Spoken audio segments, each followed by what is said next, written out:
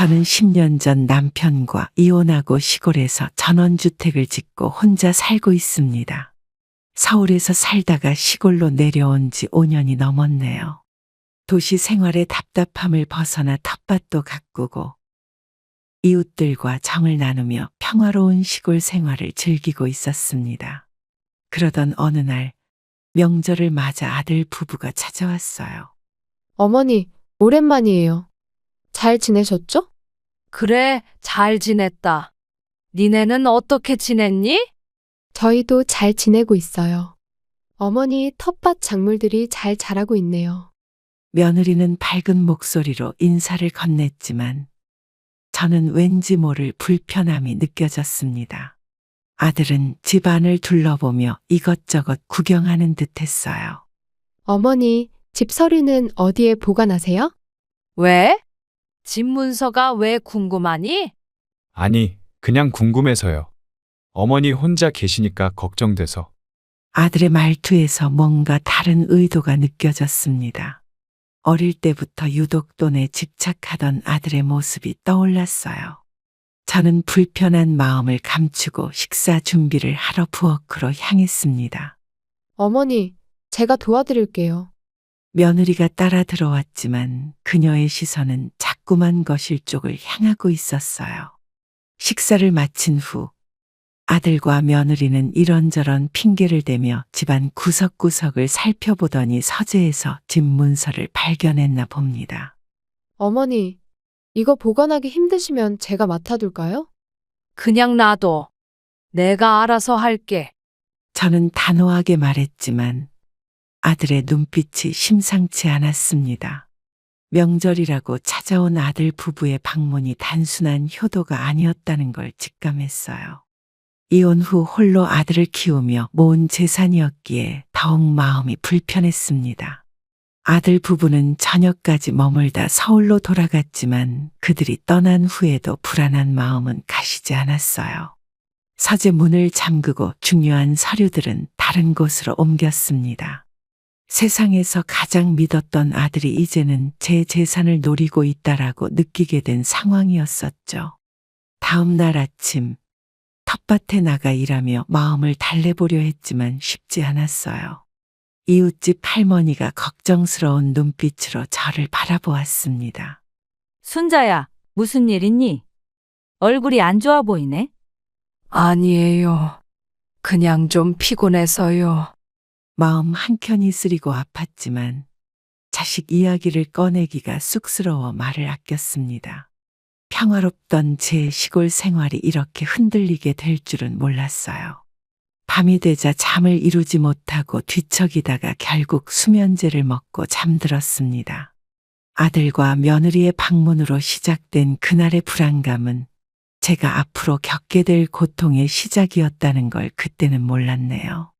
저는 20년 전 이혼하고 혼자 아들을 키웠습니다. 당시 남편의 외도로 이혼을 하게 되었고 아들은 초등학교 3학년이었어요. 이혼 후 식당 일을 시작했고 밤낮으로 일하며 아들을 키웠습니다. 힘들었지만 아들만 잘 키우면 된다는 생각으로 견뎌냈죠. 엄마, 우리 반 애들은 다 용돈을 많이 받는데 나는 왜 이것밖에 안 줘? 엄마가 지금 돈을 모아서 나중에 네 공부도 시키고 결혼도 시켜야지. 다른 애들은 다 새 옷 입고 다니는데. 조금만 참자. 엄마가 돈 모아서 나중에 다 해줄게. 엄마는 맨날 나중에 그러면서 구두쇠처럼 굴어. 어린 아들의 말이었지만 그때부터 돈에 대한 집착이 보였어요. 중학생이 되고 나서는 더 심해졌습니다. 용돈을 더 달라며 떼를 쓰고 친구들과 비교하며 투정을 부렸어요. 고등학생 때는 제 지갑에서 몰래 돈을 가져가기도 했습니다. 엄마 통장 비밀번호 알려줘. 왜? 그냥 궁금해서. 네가 왜 그걸 알아야 하는데? 엄마도 나이 드시는데 내가 알아야지. 저는 그때 아들의 눈빛에서 탐욕을 보았습니다. 대학생이 되고 나서는 등록금을 다른 곳에 써버리고 거짓말을 하기도 했어요. 엄마, 이번 학기 등록금이 올랐어. 얼마나? 200만 원 정도.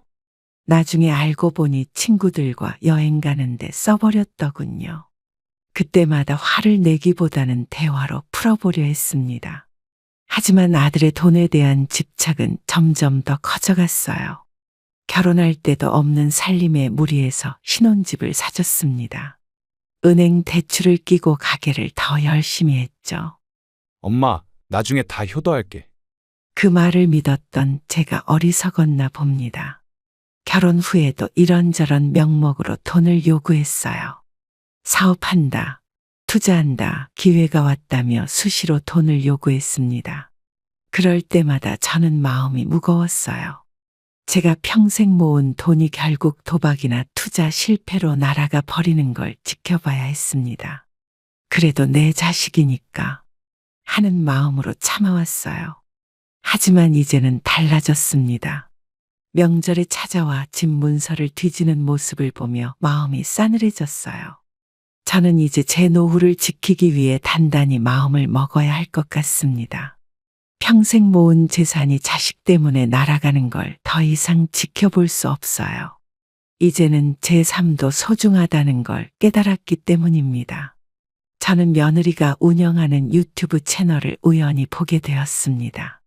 화려한 외제차를 타고 명품 매장을 드나드는 모습이 영상에 가득했어요.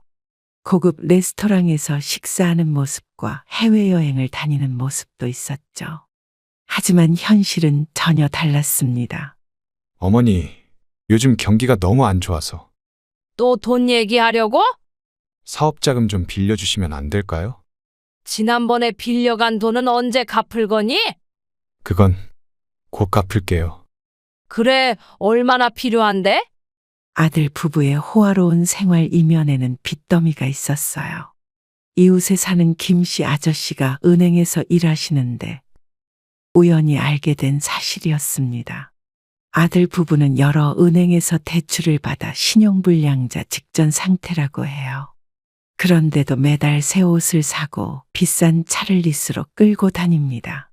어머니, 저희 채널 구독자가 1만 명이 넘었어요. 그래?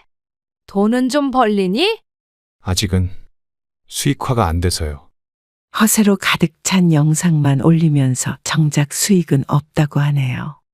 저는 그동안 아들 부부의 사치스러운 생활이 궁금했는데 이제야 이해가 갑니다.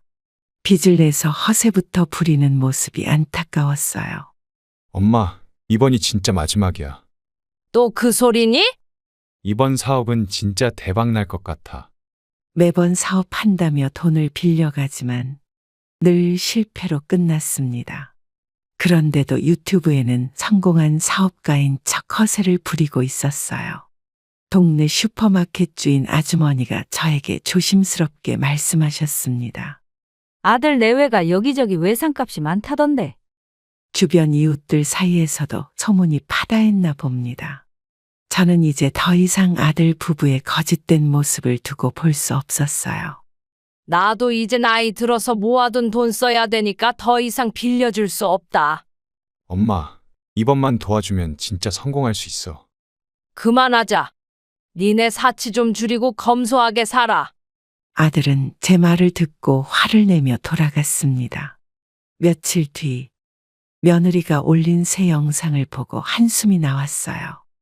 호화로운 신상 하울이라는 제목으로 비싼 물건들을 자랑하고 있었거든요. 저는 더 이상 지켜볼 수만은 없어서 댓글을 남겼습니다. 허세 부리지 말고 빚부터 갚아라. 곧바로 며느리에게서 전화가 왔어요. 어머니, 왜 저희 체면을 구기시는 거예요? 허위로 가득 찬 삶이 슬프고 안타까웠습니다. 이제는 제가 나서서 이들의 잘못된 삶의 방향을 바로잡아야겠다고 생각했어요. 저는 3년 전부터 불면증으로 병원을 다니고 있습니다. 밤마다 잠을 이루지 못해 수면제를 복용하고 있어요. 그날도 평소처럼 약을 먹고 잠자리에 들었는데 며느리가 제 방문을 살며시 열고 들어왔더군요. 어머니, 주무세요? 아니, 아직 약만 먹었어. 어머니, 수면제 드시면 많이 깊이 주무시나요? 그래. 한 번 자면 아침까지 깊이 자. 혹시 중간에 깨시기도 하세요? 아니, 깨지도 못해. 평소와 달리 수면제에 대해 유독 관심을 보이는 며느리가 의아했습니다. 약을 먹고 깊이 잠든 사이 제 방에서 서랍장 여는 소리가 들린 것 같았어요. 다음 날 아침 서랍이 조금 흐트러져 있는 걸 발견했습니다. 어젯밤에 내 방에 들어갔니? 아니요. 왜요? 서랍이 조금 흐트러져 있어서. 며느리의 표정이 순간 굳어지는 게 보였습니다. 그 후로 며느리는 매일 밤 제가 약을 먹는지 확인하곤 했어요. 어머니, 오늘도 약 드셨어요? 왜 자꾸 그걸 물어보니? 그냥 걱정돼서요. 수상한 마음에 약을 먹는 척하고 잠자리에 들었습니다. 그러자 며느리가 제 방에 들어와 서랍을 뒤지는 소리가 들렸어요. 저는 눈을 감은 채로 가만히 누워 있었습니다. 한참을 서류를 뒤적이다가 나가는 소리가 들렸어요. 다음 날 아들과 며느리가 수군거리는 소리가 들렸습니다. 어머니가 깊이 주무시니까 이때가 기회야. 그래도 위험하지 않을까? 걱정 마. 내가 다 알아봤어. 그들의 대화를 듣고 있자니 등골이 오싹했습니다. 그날부터 저는 약을 먹는 척하면서 잠자리에 들었어요. 매일 밤 그들이 제 방을 드나드는 소리가 들렸습니다. 서류를 찾는 소리, 사진을 찍는 소리까지 들렸어요. 여기 통장도 찾았어. 비밀번호는? 글쎄, 더 찾아보자. 저는 그들이 하는 행동을 지켜보며 마음이 아팠습니다. 며느리는 제 약봉지를 자세히 살펴보기도 했어요. 이거 용량이 좀 적은데? 더 강한 약을 달라고 해볼까? 그들의 대화를 들으며 몸서리가 쳐졌습니다. 이제는 제 약까지 신경 쓰는 모습이 너무나 두려웠어요. 어머니, 약 용량을 좀 늘리시는 게 어떨까요? 왜? 요즘 잠을 잘 못 주무시는 것 같아서요. 며느리의 말에 소름이 돋았습니다. 저는 약을 받아오면 몰래 다른 곳에 숨겨두기 시작했어요. 이제는 그들이 제 수면 패턴까지 조종하려 한다는 게 느껴졌습니다. 분명 아들과 며느리는 더 큰 계획을 가지고 있다는 생각에 좀 더 지켜보기로 했습니다. 절대 들키지 않으려 눈을 꼭 감고 있었습니다. 이제는 제 집에서 편히 잠들 수조차 없다는 게 서글펐어요. 어느 날 며느리가 갑자기 저를 찾아왔습니다. 평소와는 다르게 친근한 태도로 다가왔어요. 봄날 햇살처럼 따뜻한 미소를 지으며 제 손을 잡더군요. 어머니, 저희랑 같이 사는 건 어떠세요? 갑자기 그게 무슨 소리니? 어머니 혼자 계시는 게 너무 걱정돼서요. 난 여기서 편하게 잘 살고 싶다. 서울에서 사시면 아들이랑 더 자주 보실 수 있잖아요. 난 여기가 좋아. 며느리의 눈빛에서 다른 의도가 느껴졌어요. 다음 날 아들이 전화를 걸어왔습니다. 엄마, 우리랑 같이 살자.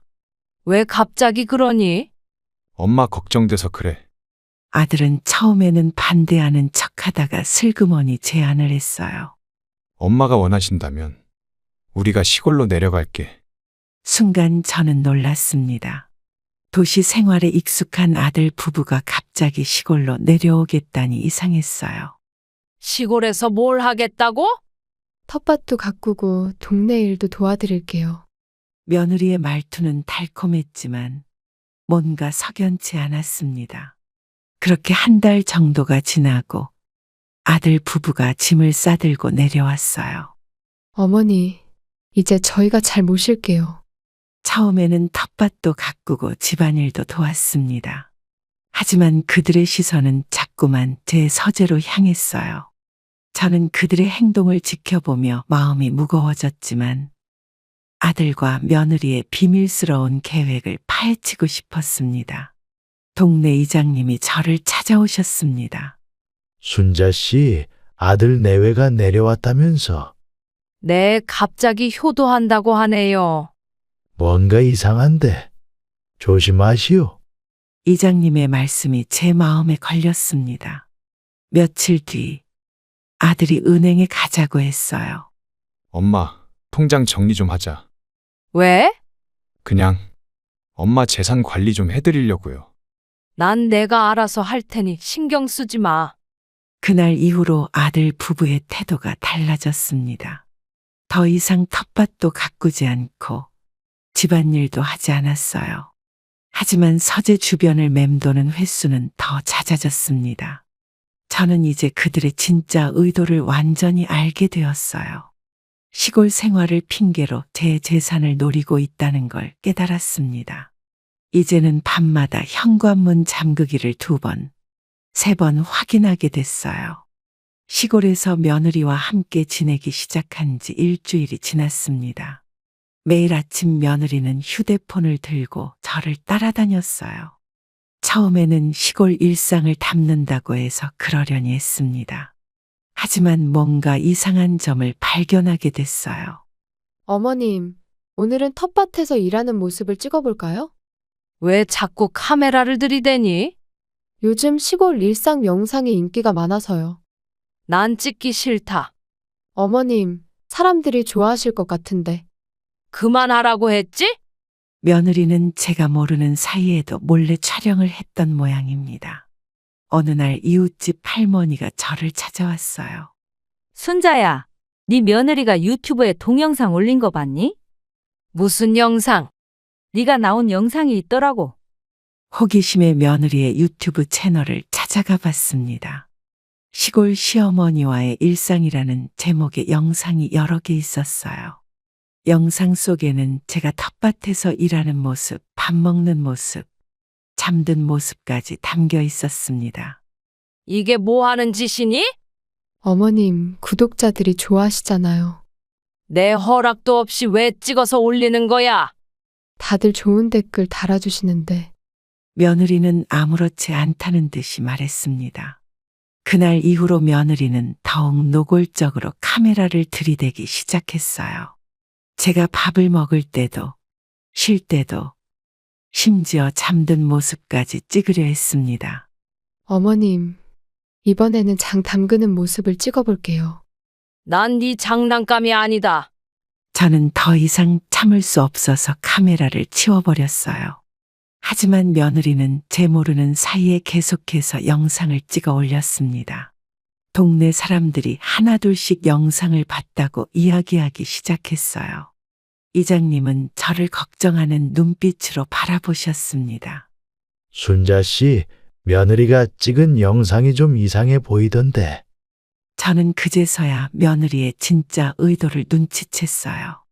단순한 일상 기록이 아니라 뭔가 다른 목적이 있어 보였습니다. 영상마다 달린 댓글들을 보니 더욱 마음이 불편해졌어요.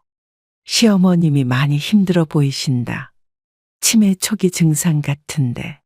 같은 댓글들이 눈에 띄었습니다. 며느리는 의도적으로 저를 불편하게 보이도록 편집한 것 같았어요. 이제는 제 일상이 며느리의 콘텐츠가 되어버린 현실이 참담했습니다. 카메라만 보면 가슴이 두근거리고 불안해졌어요. 이제는 제 집에서조차 마음 편히 지낼 수 없게 되었습니다. 며느리가 저를 몰래 촬영한다는 걸 알게 된 후 영상의 실체를 확인하기로 했습니다. 이웃집 할머니의 도움을 받아 며느리의 유튜브 채널을 자세히 살펴보았어요. 그곳에서 본 영상들은 제가 상상했던 것보다 더 심각했습니다. 평소 제 모습을 의도적으로 편집해서 이상한 사람처럼 보이게 만들어 놨더군요. 어머님, 이 약 드셔야 하는 거 아시죠? 내가 왜 그걸 먹어야 하는데? 어머님, 또 약 드시는 걸 깜빡하셨어요? 난 그런 약 처방받은 적 없어. 이제 기억도 안 나시나 봐요. 영상에는 제가 마치 건망증이 심한 것처럼 편집되어 있었습니다. 실제로는 며느리가 처방받지도 않은 약을 억지로 먹이려 했던 상황이었어요. 어머님, 이 옷 어디 두셨는지 기억나세요? 옷장에 있잖아. 아까 화장실에 두셨다고 하셨잖아요. 난 그런 말 한 적 없어. 옷을 찾는 평범한 상황도 마치 제가 혼란스러워하는 것처럼 편집했더군요. 저는 영상을 보면서 치가 떨렸습니다. 며느리는 의도적으로 저를 치매 환자처럼 꾸며내고 있었어요. 평소 멀쩡한 대화도 중간중간을 잘라내서 말이 안 되게 편집했습니다. 때로는 제가 화를 내는 장면만 모아서 편집하기도 했어요. 순자 씨, 이거 큰일 날 일이야. 이장님은 영상을 보시고는 심각한 표정을 지으셨습니다. 저는 그제서야 며느리의 계획이 뭔지 알게 됐어요. 제가 정신적으로 문제가 있는 것처럼 보이게 해서 재산을 가로채려는 속셈이었던 거죠. 어머님, 이제 은행 일은 저희가 다 처리해 드릴게요. 왜? 어머님이 은행에서 실수하시면 안 되잖아요? 이제는 이런 말들이 어떤 의미인지 정확히 알 것 같았습니다. 며느리는 꾸준히 저를 정상이 아닌 사람처럼 만들어가고 있었어요. 유튜브에 올라간 영상들이 마치 증거자료처럼 쌓여가고 있었습니다. 댓글들도 의도적으로 유도하는 것처럼 보였어요. 시어머님 상태가 많이 안 좋아 보이네요. 빨리 병원에 모시는 게 좋겠어요. 같은 댓글들이 달렸습니다. 이제 저는 카메라 앞에서 아무것도 하지 않으려 해요.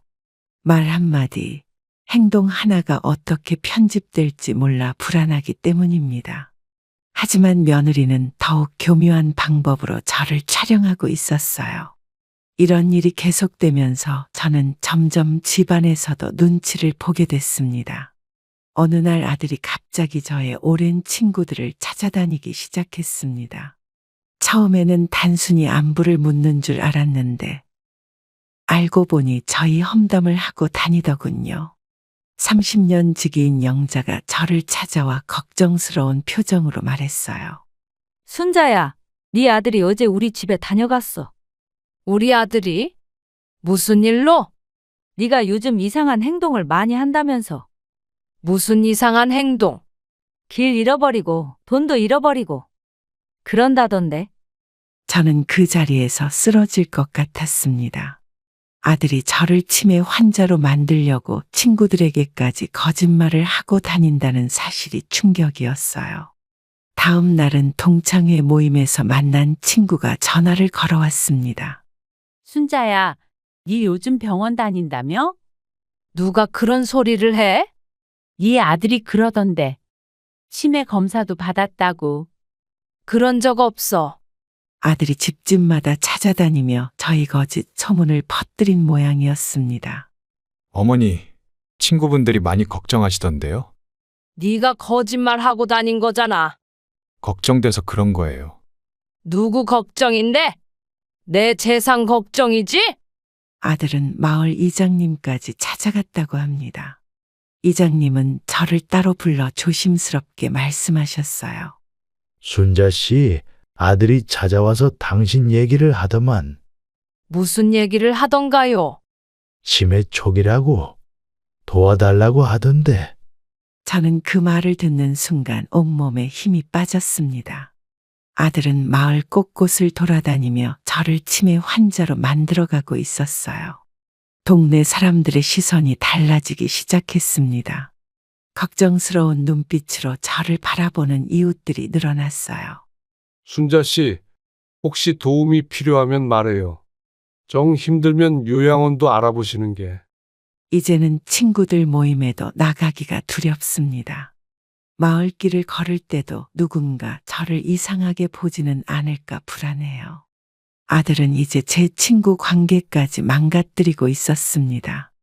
평생을 함께 해온 친구들 사이에서 저는 정상이 아닌 사람이 되어가고 있었어요. 어제는 동네 슈퍼에서 물건을 사는데 주인 아주머니가 돈을 3번이나 확인하더군요. 며칠 전 이장님이 급하게 저를 찾아오셨습니다. 어떤 영상을 보여주고 싶다고 하시더군요. 이장님은 평소에도 유튜브를 자주 보시는 분이었어요. 그날도 평소처럼 유튜브를 보시다가 우연히 며느리의 채널을 발견하셨다고 합니다. 순자 씨, 이거 한번 보시오. 며느리가 계속 영상을 올리네요. 저 영상 다 거짓말이에요. 그래서 내가 더 걱정되는 거예요. 제가 정신이 온전한데. 알아요. 내가 다 지켜보고 있었잖소. 이장님은 영상을 하나하나 꼼꼼히 살펴보시더니 증거를 수집하기 시작했습니다. 실제 상황과 편집된 영상을 비교해가며 기록하셨어요. 이거 나중에 필요할 거요. 며느리가 올린 영상들은 댓글창에서 화제가 되고 있었습니다. 시어머니를 잘 모시는 척하면서 오히려 저를 정신이상자로 만들어가고 있었어요. 이장님은 다른 마을 주민들에게도 이 사실을 알렸습니다. 우리가 지켜봐야겠어. 동네 어르신들이 하나둘씩 진실을 알게 되었어요. 평소 저희 일상을 잘 알고 계시던 분들이라 거짓이 바로 드러났죠. 이제는 마을 주민들이 저를 몰래 지켜봐 주시기 시작했습니다. 순자 씨가 정상이란 걸 우리가 다 알잖소. 주민들은 며느리가 찍을 때마다 같이 영상을 찍어두셨어요. 나중에 진실을 밝힐 증거가 될 거라고 하셨습니다. 동네 어르신들의 도움으로 조금씩 희망이 보이기 시작했어요. 이장님은 법적인 대응도 준비하고 계시다고 합니다. 진실은 언젠가 반드시 드러나는 법이요. 저는 이장님과 마을 주민들의 따뜻한 마음에 눈물이 났습니다.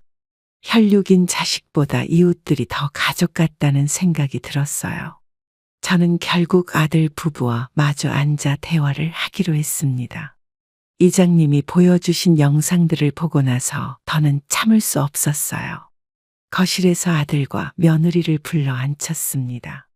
도대체 이게 무슨 짓이니? 어머니, 무슨 말씀이세요? 나를 치매 환자로 만들려고 영상을 조작하는 게 효도냐? 저희는 그저 추억을 남기려고 한 것뿐인데요. 날 정신병자로 만들어서 재산 가로채려는 거 다 안다. 어머님, 너무하세요. 며느리는 끝까지 잘못을 시인하지 않았습니다.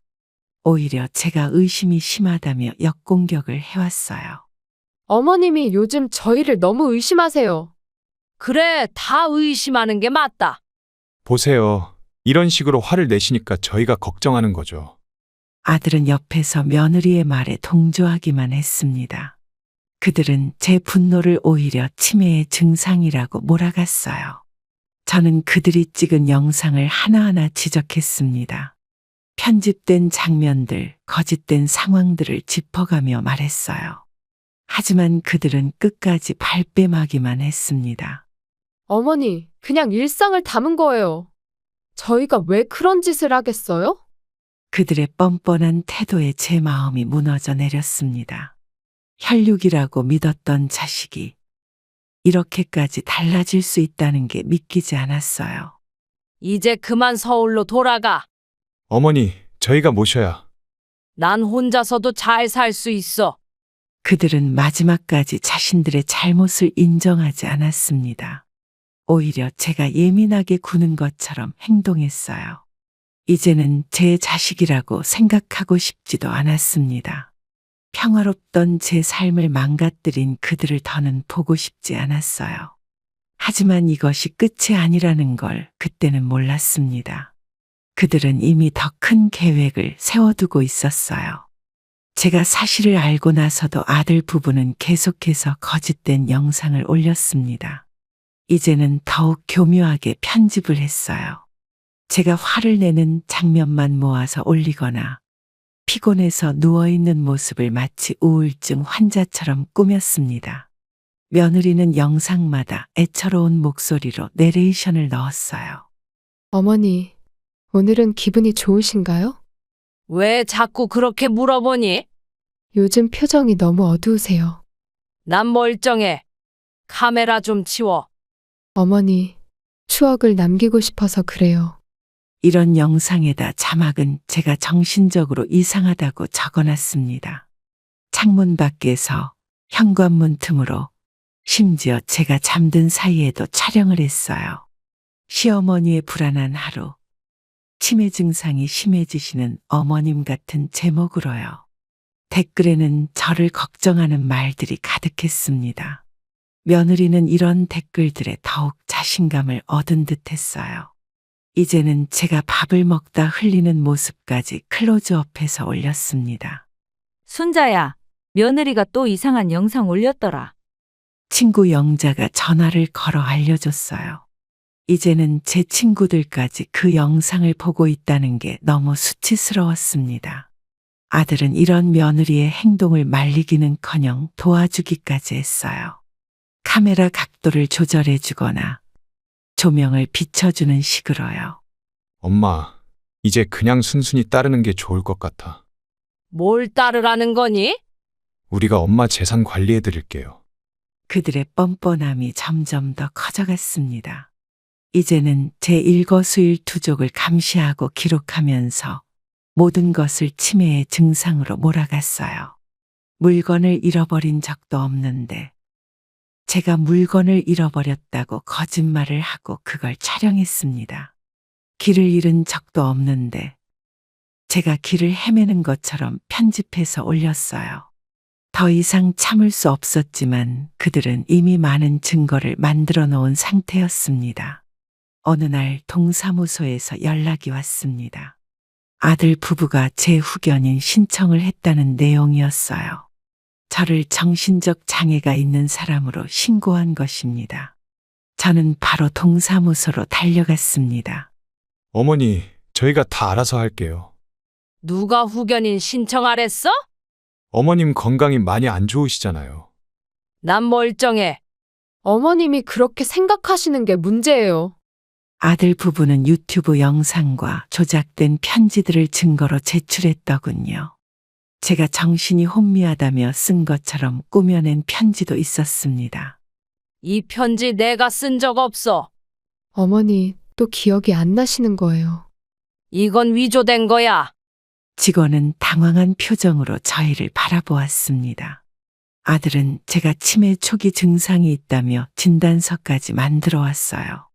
어디서 구한 진단서인지는 모르겠지만 분명 거짓일 것입니다.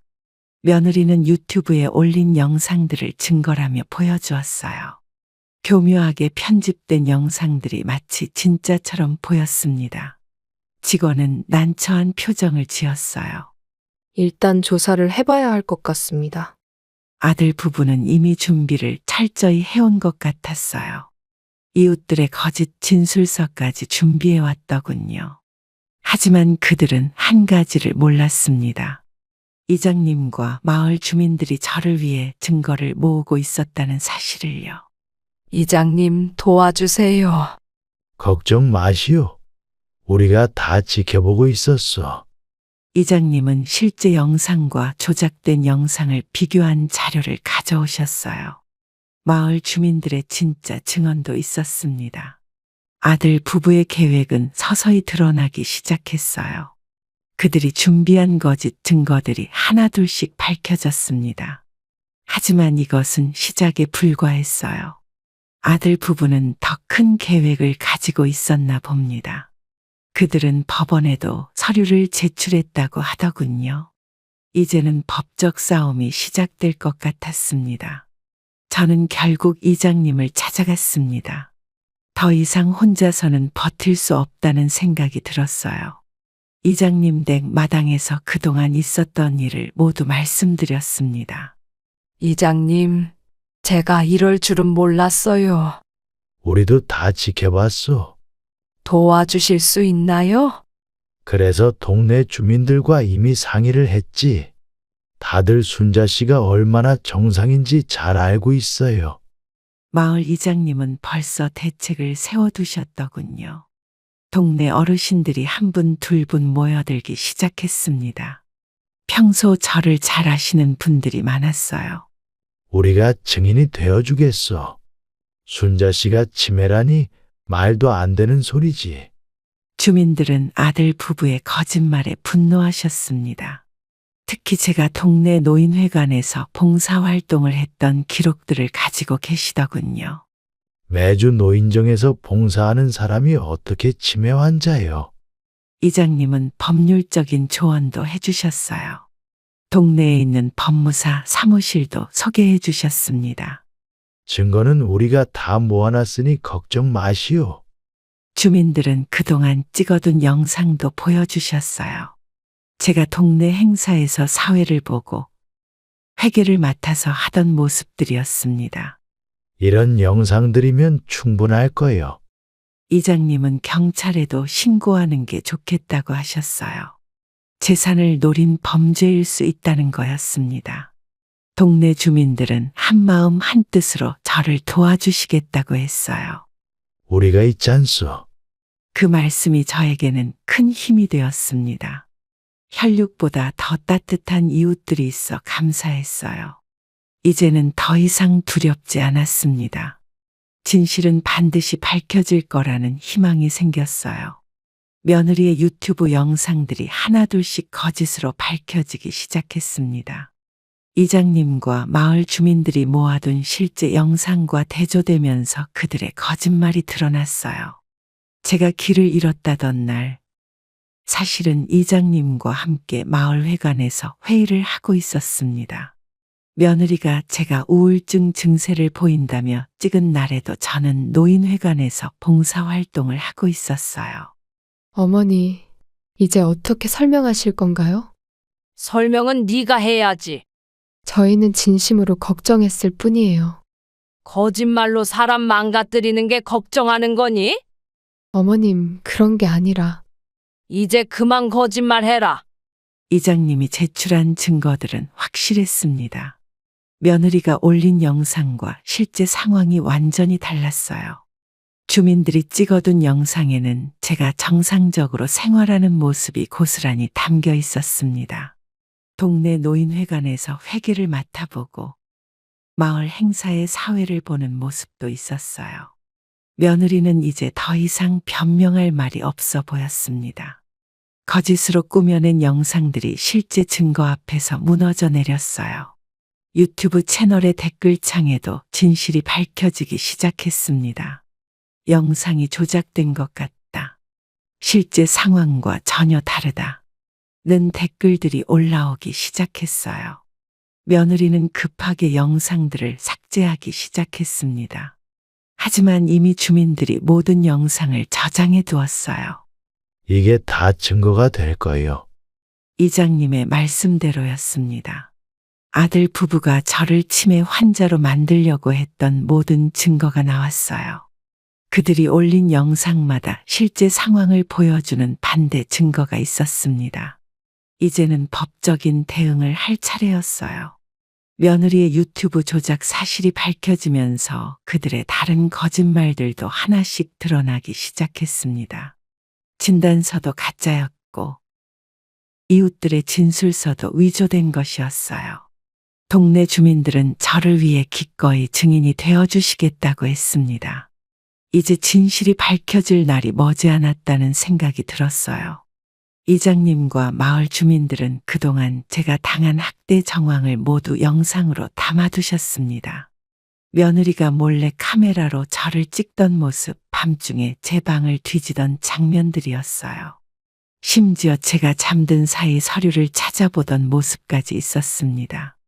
동네 어르신들이 그동안 지켜본 것들을 하나하나 이야기해 주셨어요. 이 영상 좀 보시오. 언제 이런 걸 다 찍어두셨어요? 우리도 처음부터 수상하다 싶었지. 이장님은 모든 자료를 경찰서에 제출하셨습니다. 며느리가 찍은 조작된 영상과 실제 상황을 찍은 영상을 함께 보내셨어요. 주민들의 증언도 하나하나 기록해 두셨습니다. 밤중에 아들 부부가 제 방을 들락거리던 모습도 있었어요. 제가 수면제를 먹고 자는 사이 서류를 뒤지던 장면도 찍혀 있었습니다. 이장님은 이 모든 것이 범죄라고 하셨어요. 재산을 노린 계획적인 범죄이며 노인학대라고 말씀하셨습니다.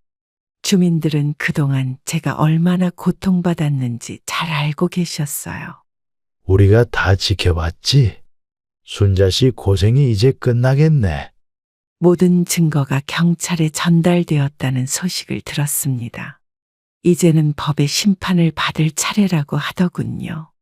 경찰은 증거를 검토하기 시작했다고 합니다. 이장님은 끝까지 함께 하겠다고 약속하셨어요.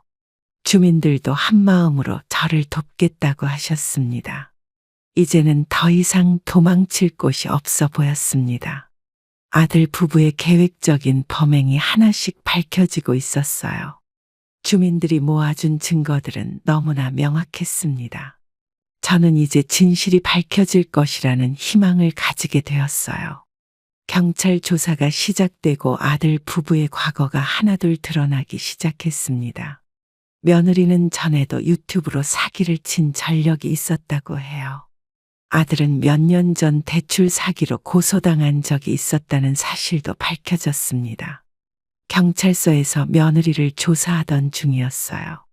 어머님을 치매 환자로 만들어서 재산을 노린 거 맞죠? 그게 아니라 그동안의 영상들은 어떻게 설명하시겠습니까?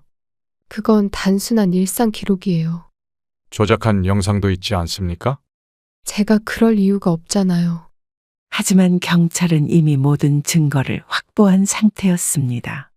아들의 과거 대출 사기 기록도 발견됐어요. 은행에서 거짓 서류로 대출을 받았던 이력이 나왔습니다. 심지어 다른 노인들에게도 비슷한 수법을 써온 정황이 포착됐어요. 이런 수법으로 다른 피해자도 있었던 걸로 보입니다. 경찰은 아들 부부의 계좌를 조사하기 시작했습니다. 수상한 입금 내역이 여러 건 발견되었어요. 다른 노인들의 통장에서 빠져나간 돈이 아들 부부의 계좌로 들어와 있었습니다. 며느리의 유튜브 수익금도 조사 대상이 되었어요. 노인들을 이용해 영상을 만들고 돈을 벌어온 정황이 드러났습니다. 다른 피해자분들도 찾아보겠습니다. 경찰은 아들 부부의 범행이 단순 가족 문제가 아니라고 했어요. 조직적으로 노인들을 속여온 것으로 보인다고 합니다. 이장님은 한숨을 쉬셨습니다. 이런 못된 짓을 하고 있었다니. 주민들은 분노를 감추지 못했어요. 그동안 품었던 의심이 모두 사실로 드러난 셈이었습니다. 저는 아들을 키우면서 이런 날이 올 줄은 몰랐어요. 평생 모은 재산을 노리고 이런 짓을 저질렀다는 게 너무 슬펐습니다. 이제 경찰 수사는 더 큰 범죄 조직으로 이어질 것 같다고 해요. 저는 결국 아들 부부를 고소하기로 결심했습니다. 이장님이 소개해 주신 변호사를 찾아갔어요. 변호사는 제가 가져간 증거들을 꼼꼼히 검토했습니다. 아들 부부의 행동이 명백한 범죄라고 하더군요. 이건 재산횡령 미수에 해당합니다. 제가 정말 고소를 해야 하나요? 당연히 해야죠. 자식이 어떻게 여기까지 오게 됐을까요? 더 큰 피해자가 생길 수 있습니다. 변호사는 며느리의 유튜브 영상이 명예훼손죄에도 해당한다고 했어요. 조작된 영상으로 저를 정신이상자로 만들려 했다는 게 증거로 남아 있었습니다. 제가 평소 동네에서 봉사하고 활동하던 모습도 증거가 될 수 있다고 하더군요. 동네 주민들이 찍어둔 영상들도 결정적인 증거라고 했습니다. 어머니, 우리 좋게 해결해요. 이제 와서 그런 말이 나오니? 저희가 잘못했어요. 경찰에 가서 그 얘기해. 제발 고소만은 하지 말아주세요. 아들의 애원에도 저는 마음을 바꾸지 않았습니다. 이미 많은 피해자가 있다는 사실을 알게 되었기 때문이에요. 변호사는 고소장을 작성하기 시작했습니다. 이장님과 마을 주민들은 기꺼이 증인이 되어주시겠다고 했어요. 다른 피해자들도 하나둘 나타나기 시작했습니다. 그들의 범행은 저희 가족에만 국한된 것이 아니었어요. 이제 경찰 수사는 더 큰 사건으로 확대될 것 같았습니다. 저는 진실을 밝히는 것이 제 마지막 의무라고 생각했어요. 더 이상의 피해자가 생기지 않도록 막아야 했기 때문입니다. 경찰 조사 과정에서 더 충격적인 사실이 드러났습니다. 아들 부부가 다른 노인들의 재산도 가로챈 정황이 발견된 거예요. 피해자 중 한 분이 저를 찾아오셨습니다. 저도 비슷한 일을 당했어요. 어떻게 당하셨나요? 상품 판매를 하면서 거액의 돈을 요구했어요. 그러고 나서요. 얼마나 피해를 보셨어요? 피해자는 총 5분이었다고 해요. 모두 비슷한 방식으로 당하셨다고 합니다. 며느리는 유튜브 크리에이터라며 접근했고 아들은 사업 파트너로 접근했다고 해요. 영상으로 치매 증상이 있는 것처럼 조작한 뒤 재산을 노렸다고 합니다. 아들은 제 이름을 팔아 방문 판매 사업까지 벌이고 있었네요. 경찰은 계속해서 새로운 증거를 발견했어요. 총 피해액이 2억이 넘을 것 같습니다. 형사님의 말씀을 듣고 저는 충격에 빠졌습니다. 다른 피해자분들은 대부분 보증을 서주었다가 사기를 당하셨더군요. 저는 다행히 이장님과 주민들 덕분에 미리 막을 수 있었습니다. 이런 일이 있었다니. 피해자분들은 한 분 한 분 고소장을 제출하셨어요. 아들과 며느리의 지인들도 조사를 받기 시작했어요. 다들 공범일 가능성이 있습니다. 조사가 진행될수록 더 많은 피해자가 나타났습니다. 순자 씨가 고소해 주셔서 다행이에요.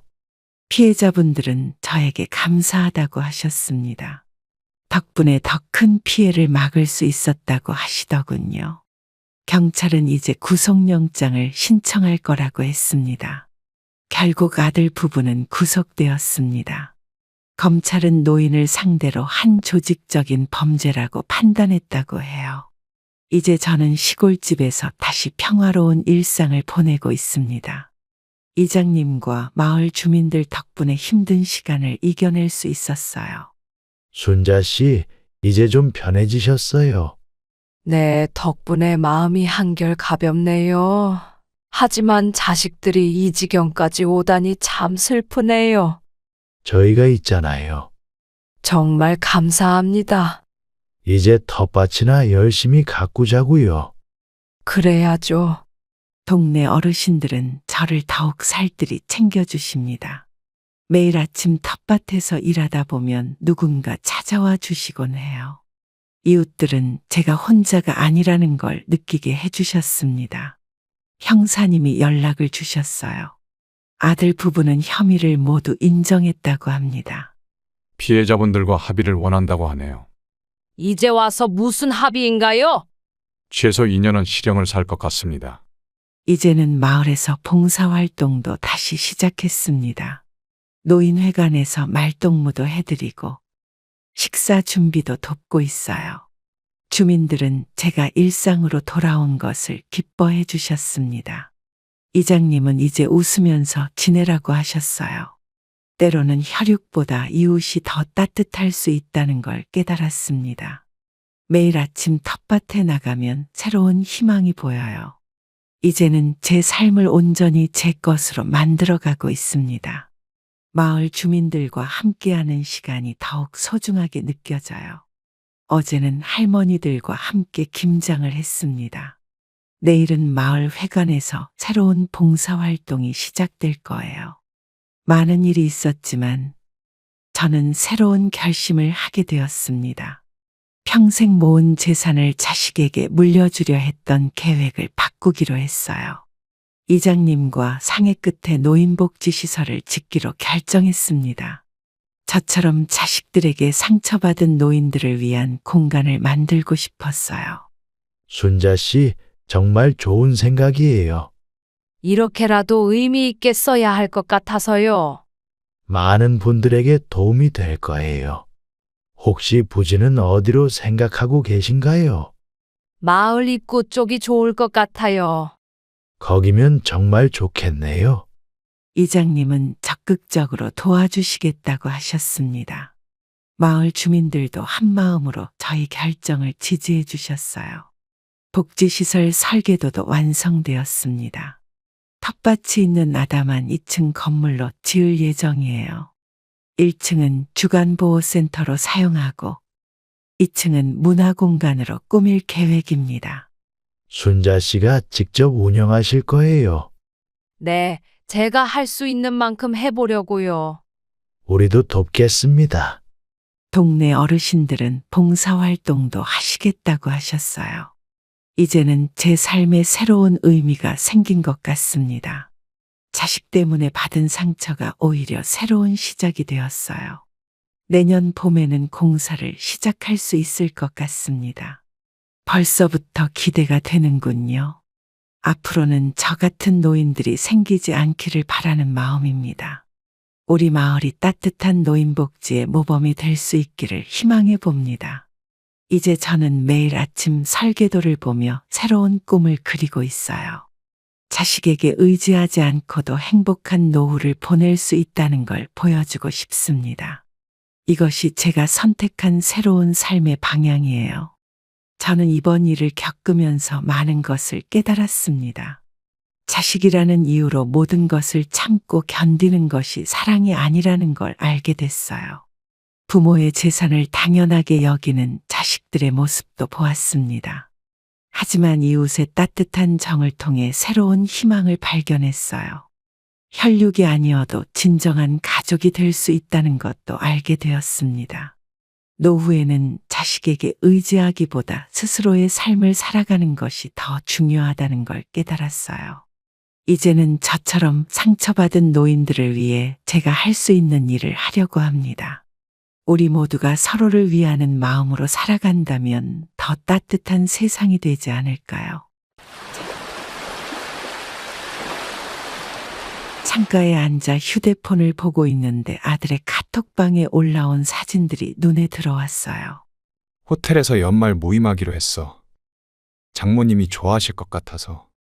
사진 속 호텔은 제가 한 번도 가보지 못한 특급 호텔이었죠. 저는 그저 아들이 사업하면서 바쁘다고 하니 이해하려 노력했어요. 80만 원이나 하는데 어쩌니? 괜찮아요, 어머니. 처갓집 식구분들이랑 오랜만에 다 같이 모이는 자리라. 처가 쪽 친척들까지 모두 초대했다는 이야기를 전해 들었어요. 한숨이 절로 나왔지만 제 마음 한켠에서는 그래도 아들이 대견했죠. 창밖으로 펼쳐진 겨울 하늘을 바라보며 저는 지난 시간들을 떠올렸죠. 아들이 어릴 적 먹고 싶다던 과자 하나 제때 사주지 못했던 기억이 떠올랐어요.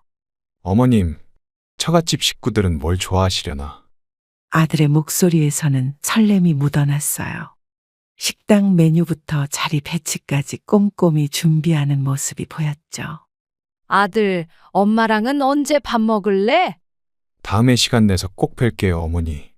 그 다음에라는 말이 얼마나 많은 시간을 기다리게 할지 이미 알고 있었어요. 처가 식구들과 찍은 사진에는 환한 웃음이 가득했죠. 저는 그저 멀리서 지켜보는 수밖에 없었어요. 사부인이 참 좋아하시네. 사위 노릇하느라 바쁜 우리 아들을 보며 씁쓸한 미소를 지었어요. 하지만 이런 마음조차 내색할 수 없는 게 부모 마음이었죠. 처가와의 연말 모임 사진을 보면서도 저는 그저 아들이 잘 지내기만을 바랐어요. 어머니도 다음에 모시고 갈게요.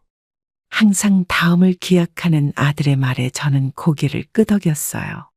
창가에 비친 제 모습이 외로워 보였지만 이내 마음을 다잡았죠.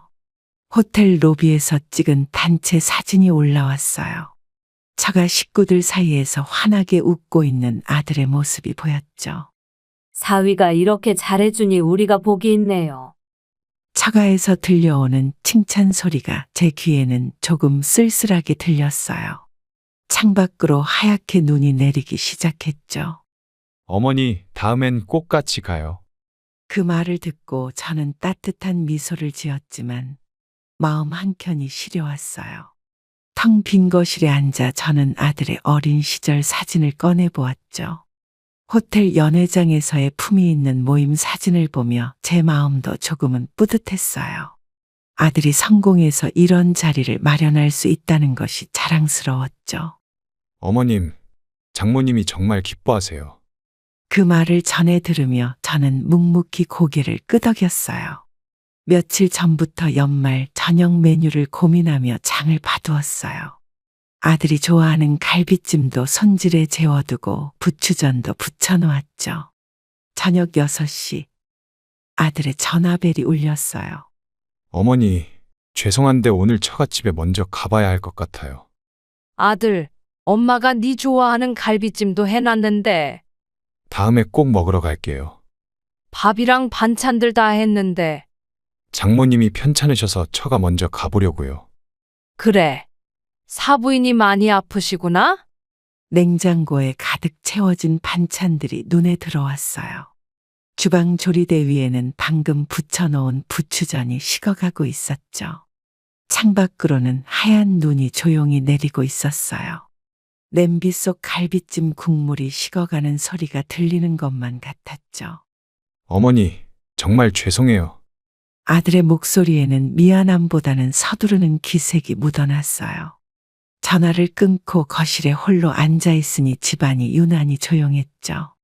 손이 가는 대로 텔레비전을 켰지만 웃고 떠드는 소리가 더 외롭게 느껴졌어요. 식탁 위에는 아들 몫으로 예쁘게 접어둔 냅킨이 놓여 있었죠. 어머님, 나중에 꼭 갈게요. 며느리의 목소리도 전화기 너머로 들려왔어요. 주방 시계가 천천히 흘러가는 소리만 들렸죠. 식어버린 갈비찜을 다시 냄비째 냉장고에 넣었어요. 부추전은 내일 아침에 혼자 먹기로 했죠. 연말 잘 보내라. 마지막 인사를 하고 전화를 끊었어요.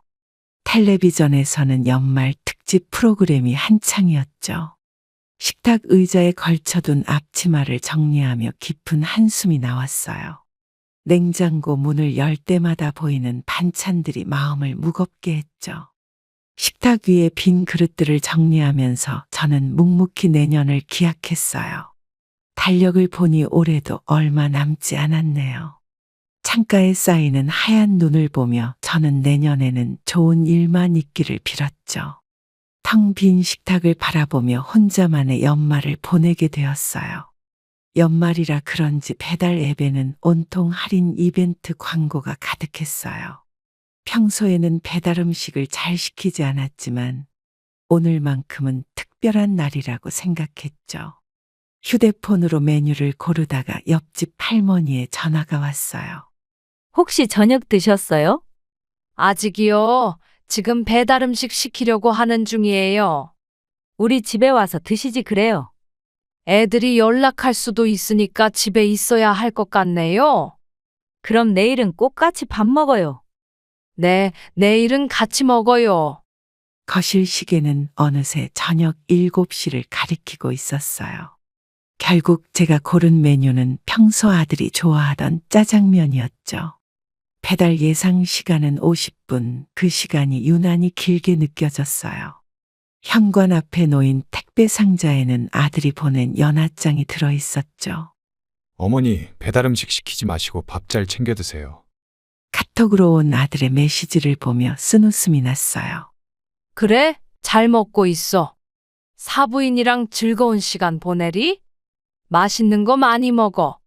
현관 초인종 소리에 마음이 살짝 들떴죠.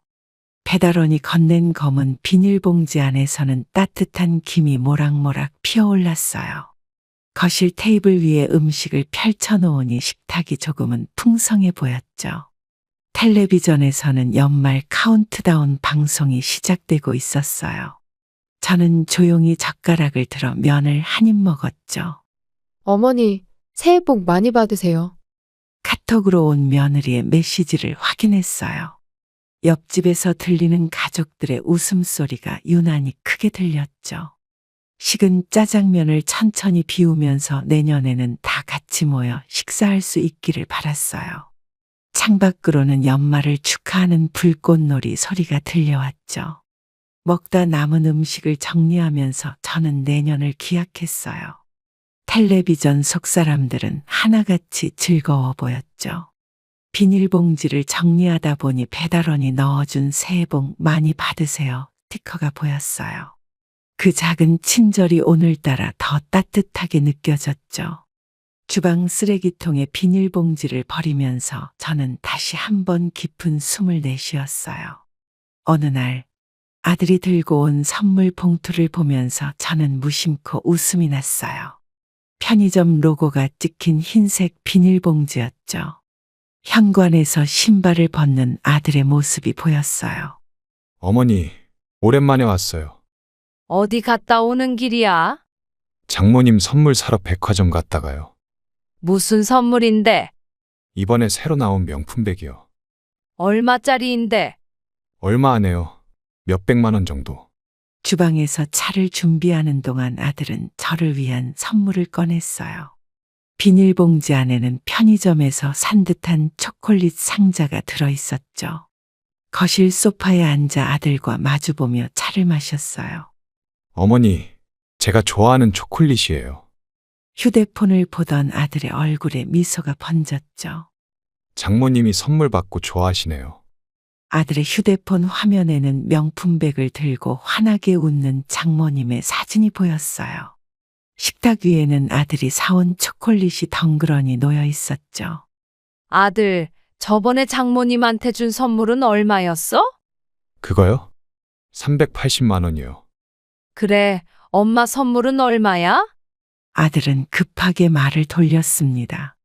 어머니, 초콜릿이 맛있을 거예요.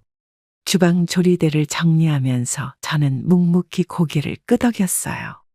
식탁 위에 놓인 초콜릿 상자를 열어보니 가격표가 그대로 붙어 있었죠. 어머니, 저 이만 가볼게요. 그래, 조심해서 가. 다음에 또 올게요. 창밖으로 아들이 타고 온 고급 승용차가 보였어요. 조수석에는 또 다른 백화점 쇼핑백이 놓여 있었죠. 차 한 잔을 더 마시며 저는 창밖을 바라봤어요. 쇼핑백 속에는 아마도 처가 식구들을 위한 선물이 더 있을 거라 생각했죠. 편의점 초콜릿 상자를 보며 저는 옅은 미소를 지었어요. 제 생일날 아침, 휴대폰을 열어보니 아들의 문자가 와 있었어요. 식탁에 앉아 식빵을 구우며 문자를 확인했죠. 오늘따라 집안이 더욱 조용하게 느껴졌어요. 어머니 생신 축하드려요. 고마워, 아들. 오늘 회사에 중요한 미팅이 있어서요. 그래. 바쁘지? 장모님 생신 선물로 드린 한우 세트 맛있다고 하시더라고요. 주방 창문 너머로 보이는 하늘이 유난히 맑았어요. 식탁 위에는 제가 혼자 차려놓은 미역국이 놓여 있었죠. 옆집 할머니가 들러 생일 축하를 해주셨어요. 어머니, 장모님께 한우 세트 드리려고요. 아들, 엄마한텐 미역국도 안 끓여주는구나. 다음에 꼭 잘할게요. 장모님은 좋아하시던? 식은 미역국을 다시 데우면서 저는 깊은 한숨을 내쉬었어요. 달력에는 제 생일이라고 동그라미를 쳐놓은 날짜가 보였죠. 어머님, 생신 축하드립니다. 며느리의 문자도 조금 늦게 도착했어요. 냉장고에 붙어있는 아들의 어린 시절 사진을 바라보았죠. 아들, 저녁에라도 올 수 있어? 죄송해요, 어머니. 오늘은 정말 바빠서. 그래. 다음에 보자. 혼자서 미역국을 먹으며 지난 생일들을 떠올렸어요.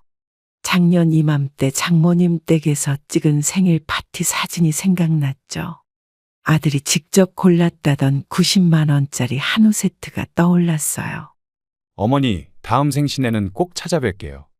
텅 빈 식탁을 바라보며 저는 묵묵히 고개를 끄덕였죠.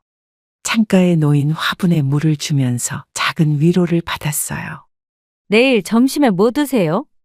옆집 할머니의 전화를 받으며 저는 미소 지었죠.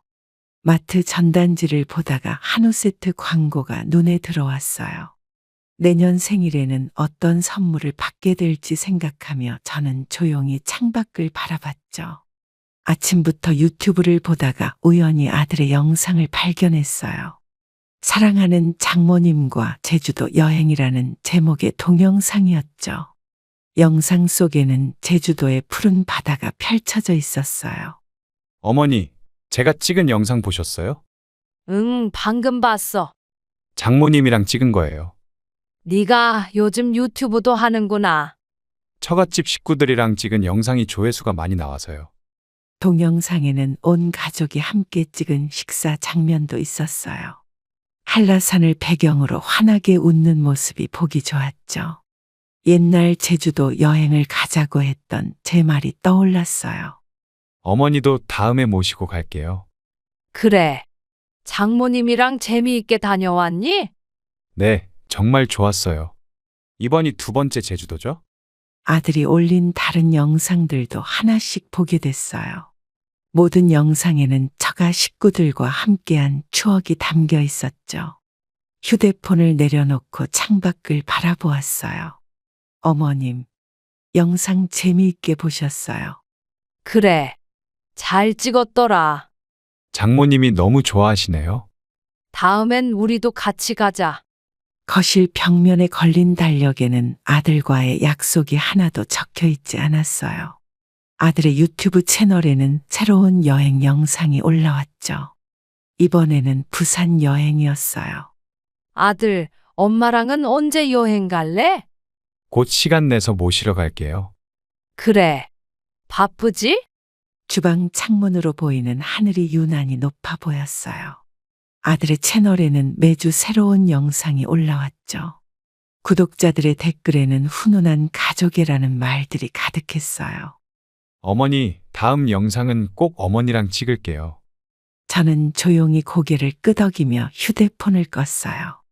베란다에서 화분에 물을 주면서 먼 하늘을 바라봤죠. 작년 겨울 갑자기 찾아온 폐렴으로 저는 병원에 입원했어요. 하얀 병실 벽을 보며 아들의 연락을 기다렸죠. 간호사가 링거를 교체할 때마다 문자라도 왔나 휴대폰을 확인했어요. 어머니, 제가 지금 회사에서 중요한 미팅이 있어서요. 그래. 바쁘구나. 퇴근하고 갈게요. 아니다. 피곤할 텐데 집에 가서 쉬어. 죄송해요, 어머니. 링거줄을 바라보며 저는 깊은 한숨을 내쉬었어요. 옆 병실에서는 자식들이 부모님을 간호하는 소리가 들렸죠. 이제는 아들의 카톡방에 올라온 글들이 눈에 들어왔어요. 장모님이 갑자기 입원하셨어요. 매달 병원비 100만 원씩 보내드려야 해요. 장모님 빨리 쾌차하시길 바랄게요. 창밖으로 보이는 겨울 하늘이 유난히 쓸쓸해 보였어요. 작년 제가 입원했을 때가 떠올랐죠. 어머니, 장모님 수술비가 좀 있어서요. 그래. 얼마나 드니? 한 달에 100만 원씩이요. 그때 엄마 입원했을 땐 왜 그리 바빴어? 병실 TV에서는 무심히 드라마가 흘러나왔어요. 간호사가 가져다 준 식판 위에 밥이 식어갔죠. 복도에서는 가족들의 발자국 소리가 분주하게 들렸어요. 어머니, 장모님 간호하느라 당분간 바빠서요. 그래. 잘 돌봐드려라. 죄송해요. 조용한 병실에서 저는 문득 웃음이 났어요. 작년 겨울, 저는 3일 동안 혼자 병실에 있었죠. 간호사가 유일한 대화 상대였어요. 어머니, 장모님 수술 잘 끝나셨어요. 다행이구나. 이제 매일 병원에 와야 할 것 같아요. 병실 창문으로 보이는 하늘에는 까마귀 한 마리가 날아가고 있었죠. 작년 겨울의 기억이 마치 어제 일처럼 선명했어요. 베란다 화분에 물을 주다가 아들의 차가 지나가는 걸 봤어요. 토요일 아침, 늘 같은 시간에 지나가는 차였죠. 처가로 향하는 차 안에는 아들 가족이 타고 있었어요. 어머니, 오늘도 장모님 댁에 가요. 그래. 조심히 가렴. 내일도 처갓집에서 가족 모임이 있어서요. 매주 가는구나. 네, 장모님이 손주 보고 싶어 하셔서요. 아들의 차가 골목을 벗어나 대로변으로 사라졌어요. 달력을 보니 이번 달에도 아들과는 한 번도 만나지 못했네요. 창가에 놓인 의자에 앉아 지나가는 차들을 바라봤어요. 장모님이 음식을 많이 해놓으셔서요. 엄마도 네가 좋아하는 반찬 해놨는데. 화분에서 새순이 돋아나는 걸 보며 저는 미소 지었어요. 아들의 SNS에는 매주 처가에서 찍은 사진이 올라왔죠. 주방 창문으로 보이는 하늘이 맑았어요. 갑작스러운 허리 통증으로 입원하게 된 건 일주일 전이었죠. 나이가 드니 안 아픈 곳이 없네요. 그 순간 복도에서 누군가의 발자국 소리가 들려왔어요. 어머니, 잠깐 들렀어요. 아들 왔구나. 회사에서 미팅이 있어서 잠깐만 있다 가야 해요. 그래도 왔으니 밥이라도 먹고 가지.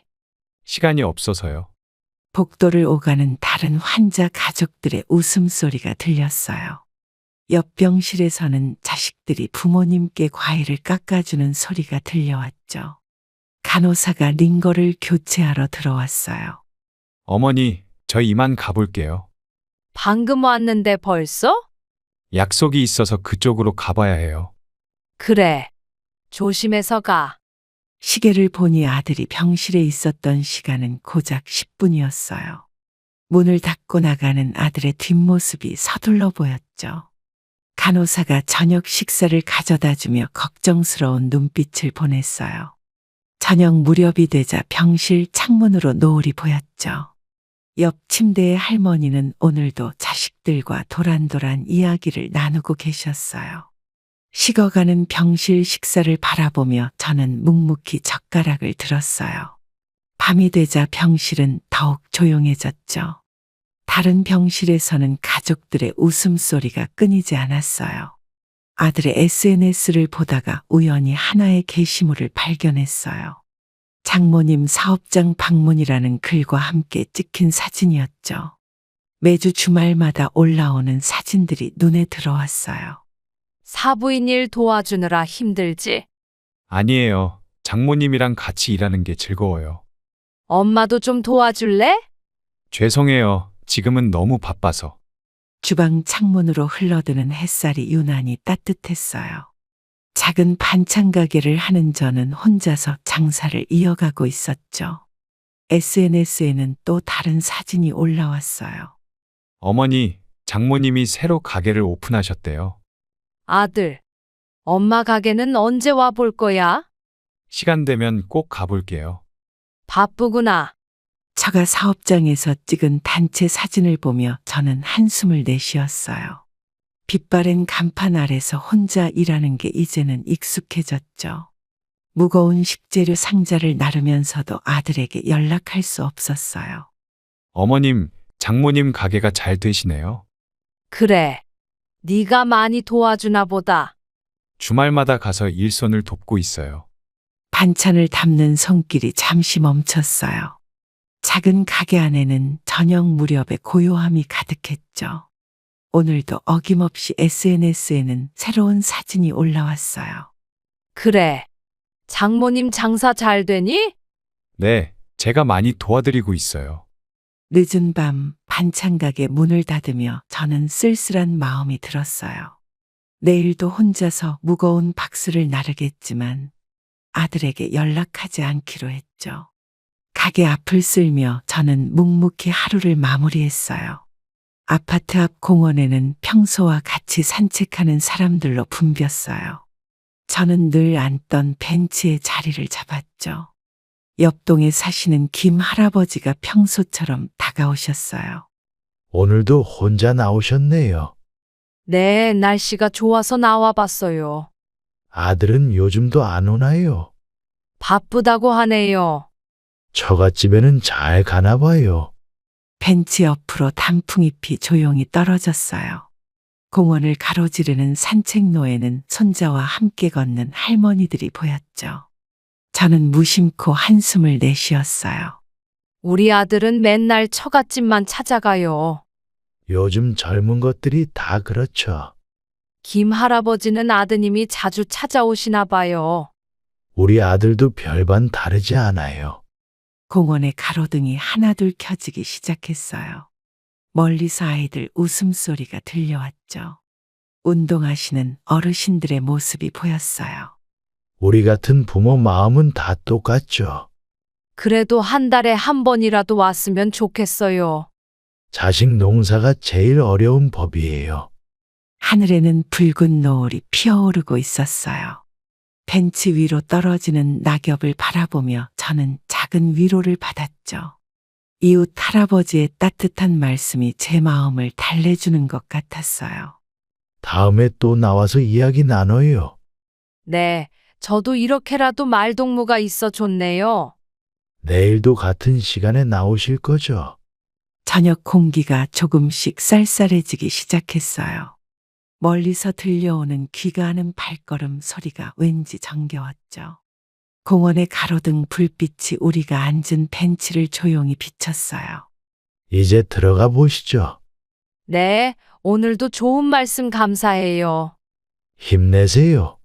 우리 같은 부모 마음은 하늘이 알아요. 집으로 돌아가는 길에 저는 조금은 가벼워진 마음을 느꼈어요. 매일 저녁 이 벤치에서의 시간이 제겐 작은 위로가 되었죠. 하늘에는 별들이 하나둘 떠오르기 시작했어요.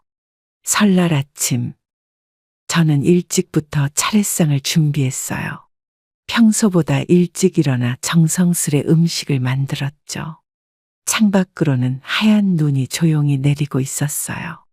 어머니, 오늘은 처갓집에 먼저 가봐야 할 것 같아요. 설날인데 엄마 집은 언제 올 거야? 장모님이 아프셔서 먼저 인사드리고 오후에 갈게요. 그럼 저녁은 먹고 가겠네? 글쎄요. 처갓집에서 시간이 얼마나 걸릴지. 정성스레 준비한 차례상 앞에 저는 혼자 앉아 있었어요. 설날 아침부터 찾아오는 이웃들의 인사 소리가 들렸죠. 부엌에서는 떡국 국물이 보글보글 끓고 있었어요. 어머님, 저희가 좀 늦을 것 같아요. 그래. 장모님께 세배는 잘 드리고 네, 저녁까지 자리가 이어질 것 같아서요. 다음에 와도 되니까 천천히 다녀와. 식탁 위에는 아들이 좋아하는 잡채가 식어가고 있었어요. 창밖으로 보이는 이웃집에는 온 가족이 모여 웃음꽃이 피었죠. 설날 특집 프로그램에서는 가족의 정이 넘치는 이야기가 나왔어요. 떡국 그릇을 정리하면서 저는 깊은 한숨을 내쉬었어요. 냉장고에는 아들을 위해 준비한 음식들이 가득했죠. 설날 아침에 조용한 집안에는 시계 소리만 울렸어요.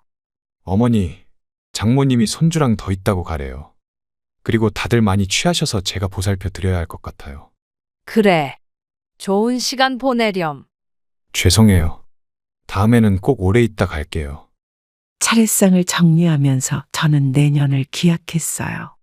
텔레비전에서는 설날 민속놀이 소리가 들려왔죠. 이웃집 할머니가 찾아와 함께 떡국을 먹자고 하셨어요. 설날 아침에 정막이 집안에 가득했어요. 평소처럼 아침 커피를 마시고 있는데 아들의 전화가 왔어요. 오랜만에 걸려온 전화라 반가운 마음에 서둘러 전화를 받았죠. 커피 잔을 내려놓고 아들의 이야기에 귀를 기울였어요. 어머니, 말씀드릴 게 있어서 전화했어요. 무슨 일이야? 저희가 이사를 하기로 했어요. 이사? 지금 집이 좋다고 하지 않았니? 장모님이 많이 편찮으셔서 가까이 가야 할 것 같아요. 식탁 위 커피가 식어가는 것이 느껴졌어요. 창밖으로는 봄날의 따스한 햇살이 비치고 있었죠. 저는 잠시 말을 잇지 못했어요. 어머니, 장모님 옆으로 가야 할 것 같아요. 그럼 엄마한텐 더 멀어지는 거네. 주말마다 찾아뵐게요. 그동안도 바빠서 못 왔잖아. 이번엔 꼭 시간 내서 올게요. 아침 햇살 속에서 커피 잔에 김이 희미해져 갔어요. 베란다에 있는 화분들이 눈에 들어왔죠. 저는 묵묵히 찬 커피를 마셨어요. 달력에 적혀 있던 아들과의 약속들이 떠올랐어요. 이제는 그 약속들도 지키기 힘들어질 것 같았죠. 어머니, 이사 가더라도 자주 연락드릴게요. 그래. 장모님 잘 모시고. 죄송해요. 아침 식탁을 정리하면서 저는 깊은 숨을 내쉬었어요. 이제는 아들의 발걸음이 더욱 멀어질 것을 알았죠. 주방 창문으로 보이는 하늘이 유난히 높아 보였어요. 어느 날 오랜만에 받은 처가 모임 초대. 저는 설레는 마음으로 약속 장소에 도착했어요. 휴대폰으로 온 모임 장소 주소를 따라 고급 레스토랑에 도착했어요. 고급 레스토랑 입구에서 아들 가족을 기다리고 있었죠. 모퉁이 자리에 앉아있는 처가 식구들이 보였죠. 손에 든 작은 선물 주머니가 갑자기 무겁게 느껴졌어요. 어머니, 이쪽으로 오세요. 이런 곳은 처음이죠. 괜찮으시겠어요? 어머니는 이런데 안 맞으시죠? 동네 식당이 더 편하시죠? 며느리의 갑작스러운 말에 당황했지만 한 번 눈길을 주고 말았습니다. 테이블 위에는 처음 보는 요리들이 놓여 있었어요. 저는 무슨 음식인지도 모르는 채 조용히 앉아 있었죠. 창밖으로 보이는 도시의 야경이 낯설게 느껴졌어요. 이 음식은 프랑스 요리예요. 어머니는 처음 드시는 거죠? 한식당으로 갈 걸 그랬나? 음식을 앞에 두고도 저는 쉽게 젓가락을 들지 못했어요. 테이블 위에 은색 식기들이 낯설기만 했죠. 레스토랑 안을 채우는 클래식 음악도 어색하게 들렸어요. 어머님은 이런 분위기 처음이시죠? 네, 처음이네요. 손에 든 포크와 나이프가 떨리는 것 같았어요. 옆자리에서는 와인을 고르는 대화가 이어졌죠. 저는 물잔만 만지작거리며 시간을 보냈어요. 어머님, 음식이 입에 안 맞으시나요? 괜찮아요. 처음 오시는 거라 어색하시겠네요. 테이블에 앉자 처가 식구들의 화기애애한 대화가 시작됐어요. 저는 조용히 메뉴판을 바라보며 자리를 지켰죠. 창가에 앉은 자리에서 바깥 풍경을 바라봤어요. 지난번 제주도 여행은 정말 좋았죠? 그때 찍은 사진들 보니까 또 가고 싶네요. 다음에는 유럽 여행도 다녀오면 좋겠어요. 어머니도 다음에 같이 가시죠. 대화 속에서 저는 그들과 함께하지 못했던 시간들을 떠올렸어요.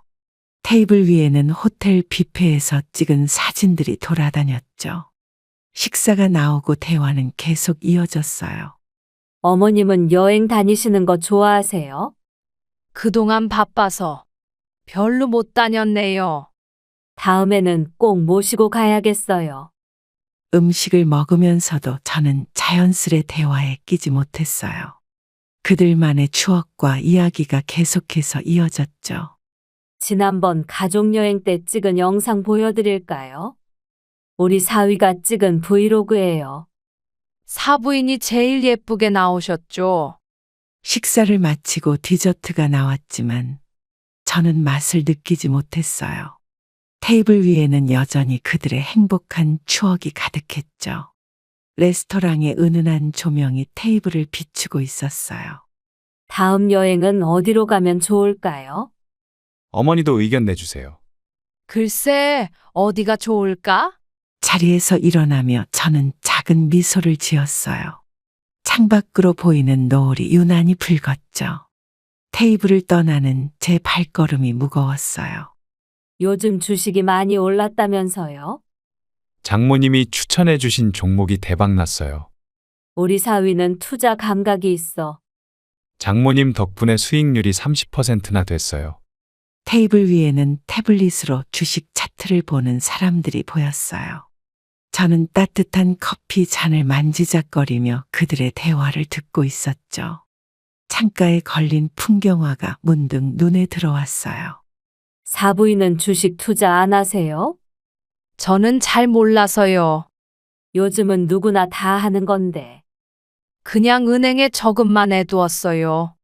사부인도 시작해 보시는 게 어떠세요? 카페 안을 채우는 클래식 음악이 조용히 흘러나왔어요.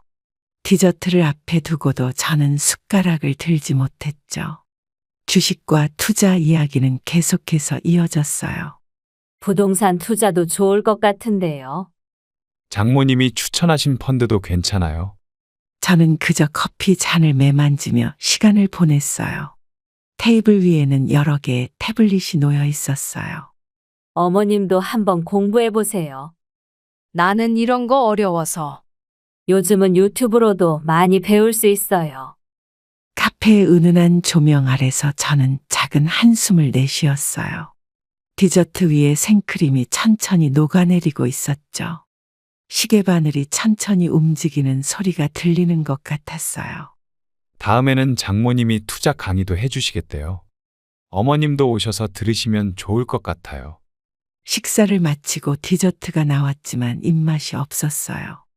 창밖으로 보이는 도시의 불빛들이 흐릿하게 보였죠. 자리에서 일어날 때까지 저는 거의 말을 하지 않았어요. 집으로 돌아가는 택시 안에서 저는 깊은 숨을 내쉬었어요. 거리의 네온사인이 차창에 비쳐 반짝였죠. 밤거리를 달리는 동안 저는 조용히 눈을 감았어요. 늦은 밤, 저는 무거운 발걸음으로 집 앞 벤치에 앉았어요. 옆동에 사시는 김 할아버지가 산책을 나오셨다가 저를 발견하셨죠. 가로등 불빛 아래로 늦은 밤의 고요함이 내려앉고 있었어요. 이 늦은 시간에 왜 여기 계세요? 김 할아버지, 저 너무 서러워서요. 무슨 일 있으셨어요? 오늘 처가 식구들 모임에 다녀왔어요. 그래서 무슨 일이 있었나요? 놀이터의 그네가 밤바람에 살짝 흔들렸어요. 멀리서 늦은 퇴근길을 재촉하는 발걸음 소리가 들렸죠. 저는 오늘 있었던 일들을 하나씩 떠올렸어요.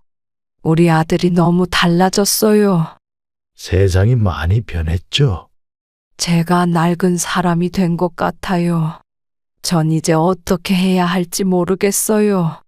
밤하늘에는 희미한 별들이 반짝이고 있었어요. 놀이터 벤치에서 불어오는 바람이 차가웠죠. 저는 조용히 눈물을 닦았어요. 힘내세요. 자식들은 다 그래요. 김 할아버지, 전 정말 힘들어요. 시간이 지나면 나아질 거예요.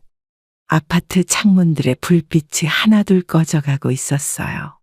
놀이터의 고요함 속에서 저는 작은 위로를 받았죠. 김 할아버지의 따뜻한 말씀이 제 마음을 달래주었어요. 이제 들어가서 쉬세요. 네, 이렇게 말씀드려서 마음이 한결 나아졌어요. 내일도 여기서 이야기 나눠요. 집으로 돌아가는 길에 저는 조금은 가벼워진 발걸음을 느꼈어요. 밤하늘의 별들이 제게 작은 위로를 건네는 것 같았죠. 늦은 시간, 아파트 복도를 걸으며 저는 내일을 생각했어요. 현관문 앞에 서서 저는 마지막 인사를 건넸죠. 달빛이 비치는 창가에서 저는 잠시 생각에 잠겼어요. 아침부터 저는 오래된 서류들을 하나씩 정리하기 시작했어요. 집을 정리하다가 문득 아들의 어린 시절 사진을 발견했죠. 창가에 앉아 오랫동안 사진을 바라보았어요. 은행 통장을 정리하면서 저는 마음을 다잡았어요. 부동산에 전화를 걸어 상담 약속을 잡았죠. 집안의 물건들을 하나씩 정리하기 시작했어요. 어머님, 이사하시게요? 응? 이제 정리하려고? 갑자기 무슨 일이세요? 창문 너머로 보이는 도시의 풍경이 달라 보였어요. 오랫동안 살아온 이 집을 떠나기로 결심하니 마음이 담담해졌죠. 서류 정리를 마치고 나니 집안이 훨씬 깔끔해졌어요. 어머니, 어디로 가실 거예요? 아직 정하진 않았어. 갑자기 왜 그러세요? 오후에 햇살이 거실을 가득 채웠어요. 정리된 서류들을 보며 저는 새로운 시작을 생각했죠. 이제는 저만의 삶을 살아보기로 했어요. 어머님, 제가 찾아뵐게요. 아니다. 네 갈 길이나 잘 가. 연락드릴게요. 정리된 집안을 둘러보며 저는 작은 미소를 지었어요. 창밖으로 새들이 날아가는 모습이 자유로워 보였죠.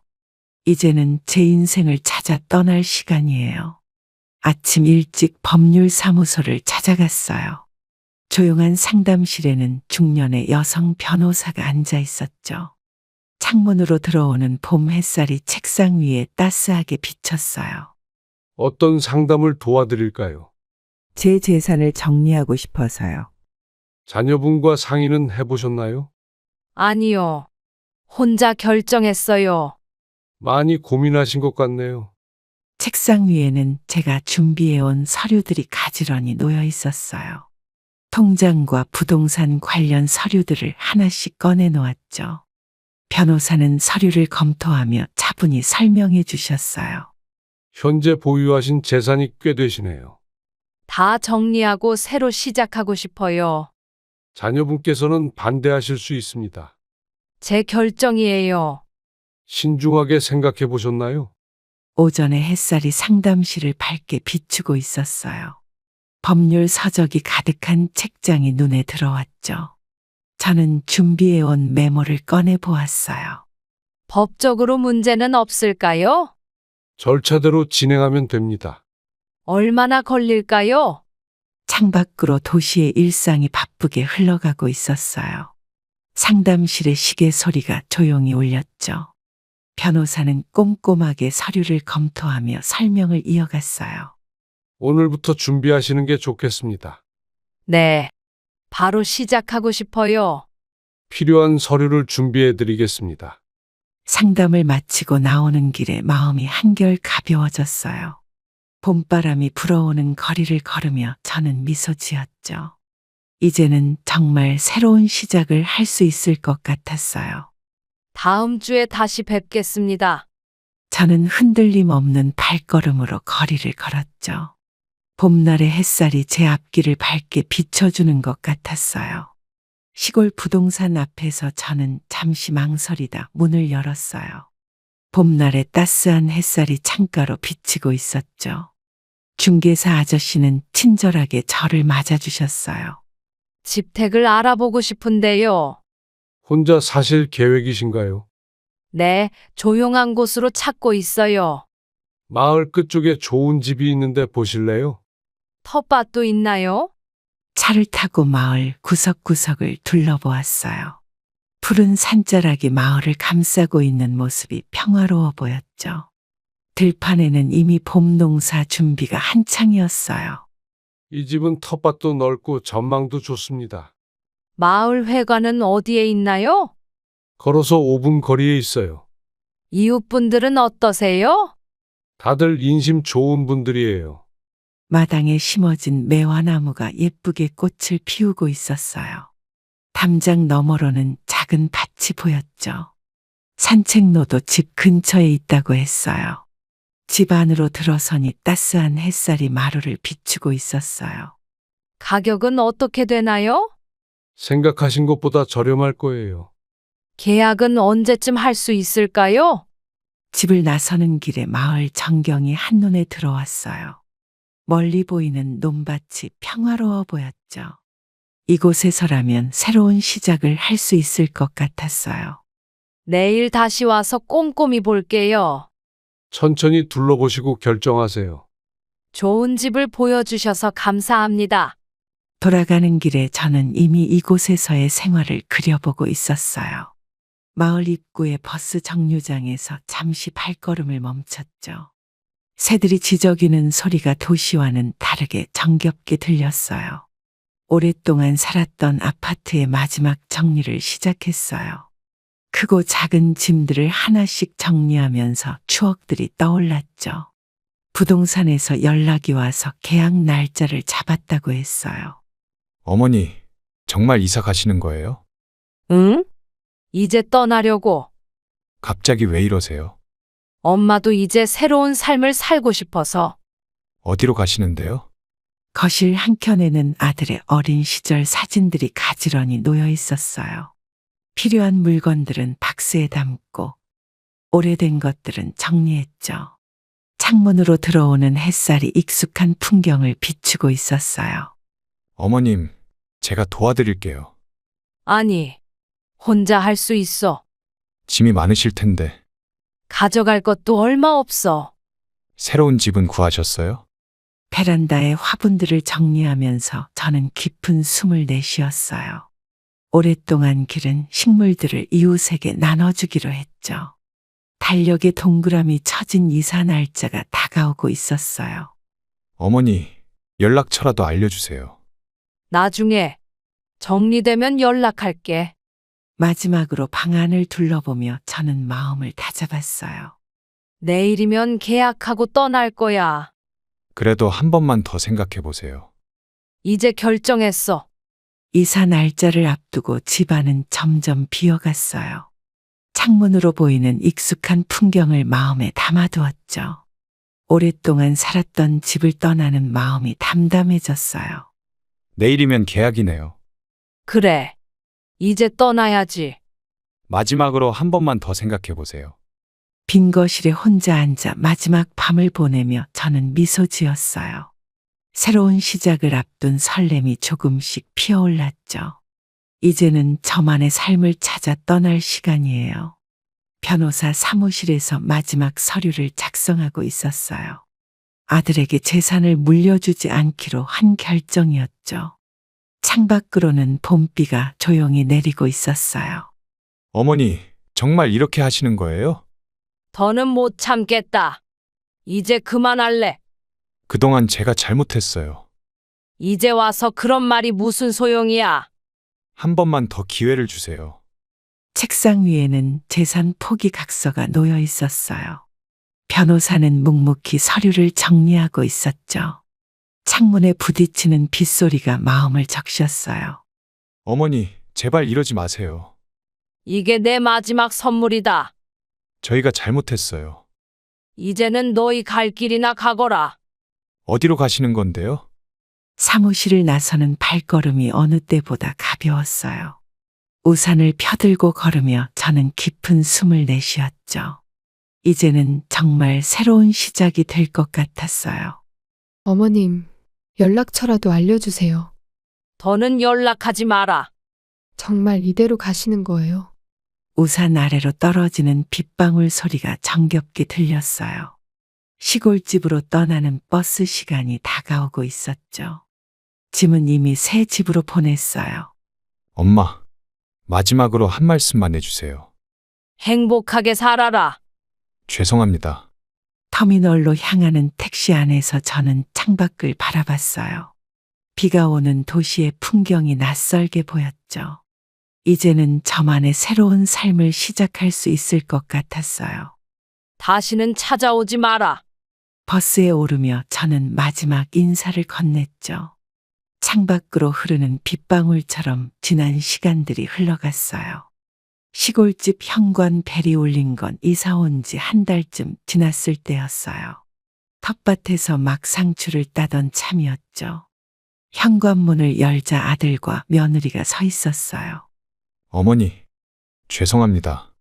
어떻게 여기를 찾아왔니? 이제부터 잘하겠습니다. 이제 와서 그런 말이 무슨 소용이야. 다시 한 번만 기회를 주세요. 마당에는 제가 심은 상추가 푸르게 자라고 있었어요. 아들은 현관 앞에 무릎을 꿇었고 며느리는 눈물을 흘리고 있었죠. 봄바람이 마당의 꽃들을 흔들고 있었어요. 어머니, 잘못했어요. 이제 와서? 매일 찾아뵐게요. 그동안은 왜 그랬니? 정말 달라질게요. 텃밭에서 따온 상추가 담긴 바구니가 마당에 놓여 있었어요. 산자락에서 불어오는 바람이 시원했죠. 멀리서 새소리가 들려왔어요. 어머님, 이제는 늦었다. 다시 서울로 모시고 가겠습니다. 현관 앞에 무릎 꿇은 아들의 머리가 하얗게 새어 있었어요. 마당에 채소들이 봄볕에 싱그럽게 자라고 있었죠. 이제는 저만의 평화로운 삶이 시작된 것 같았어요. 이제 돌아가거라. 어머니, 한 번만 더 기회를. 내 선택을 존중해 주렴. 마당의 화초들이 봄바람에 살랑거렸어요. 아들이 돌아가는 뒷모습을 보며 저는 텃밭으로 발걸음을 옮겼죠. 이제는 제 삶을 살아갈 시간이에요. 더 이상 찾아오지 마라. 현관문을 닫으며 저는 단단한 마음을 가졌어요. 새로 심은 화초에 물을 주며 저는 미소 지었어요. 아침 일찍 텃밭으로 나와 상추를 살펴보고 있었어요. 마당 한켠에는 방금 딴 고추가 바구니에 담겨 있었죠. 이제는 혼자만의 시간이 익숙해졌어요. 할머니, 오늘도 일찍 나오셨네요. 아침 공기가 좋아서 나왔어요. 상추가 잘 자랐네요. 이웃이랑 나눠 먹으려고 많이 심었어요. 할머니 손맛이 좋으시네요. 텃밭에서는 쌈채소들이 푸르게 자라고 있었어요. 아침 이슬을 머금은 채소들이 반짝거렸죠. 산자락에서 불어오는 바람이 상쾌했어요.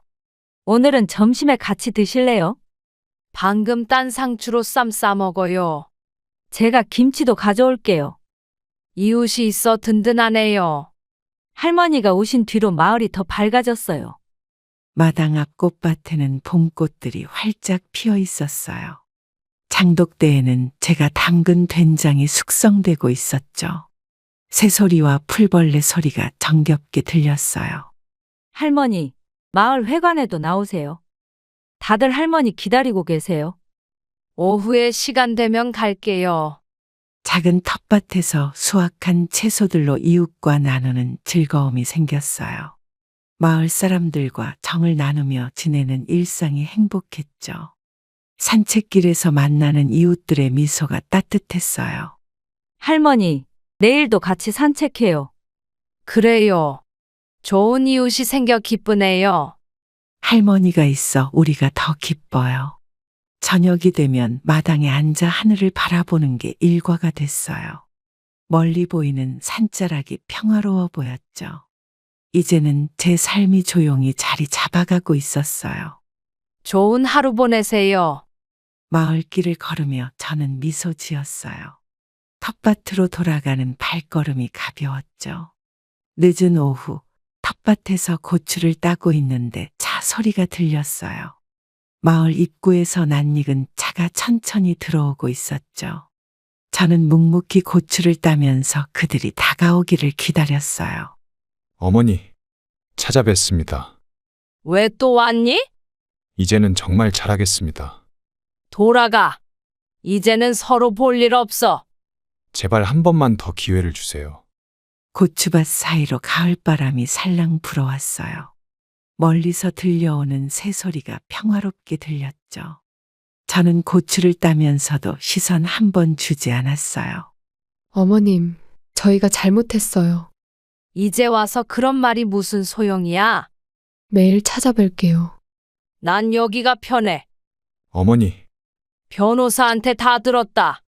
무슨 말씀이시죠? 재산 때문에 온 거잖아. 아니에요.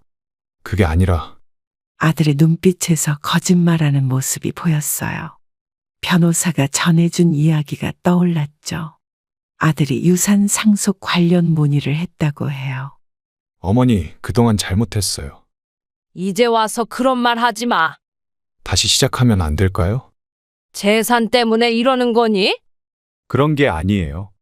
마을 입구의 은행나무 아래서 저는 한숨을 내쉬었어요.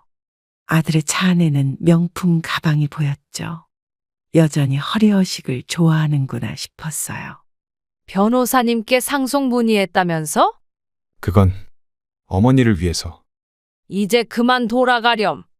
가을 햇살이 은행나무 사이로 비치고 있었어요. 마을 회관에서는 점심 식사하는 소리가 들려왔죠. 이제는 이곳이 제 진정한 보금자리가 되었어요. 어머니, 한 번만 더. 더는 찾아오지 마라. 제발요. 은행나무 아래를 떠나 마을 회관으로 향하는 발걸음이 무거웠어요. 아들의 진심 없는 모습에 마음이 아팠죠. 하지만 이제는 단단해진 제 마음을 느낄 수 있었어요. 마을 회관으로 돌아가며 저는 깊은 숨을 내쉬었어요. 오늘도 이웃들과 나눌 반찬을 만들 시간이에요. 마을 회관에서 김장을 하는 날이었어요. 이웃들과 함께 배추를 절이고 속을 버무리느라 분주했죠. 따뜻한 온기가 가득한 공간이었어요. 눈이 내리는 겨울날, 저는 노인복지재단을 찾아갔어요. 창밖으로 하얀 눈이 소리 없이 쌓이고 있었죠. 상담실에서 재단 관계자를 만났어요. 어떤 계획을 가지고 오셨나요? 제가 가진 재산을 의미 있게 쓰고 싶어서요. 혹시 가족분들과 상의하셨나요?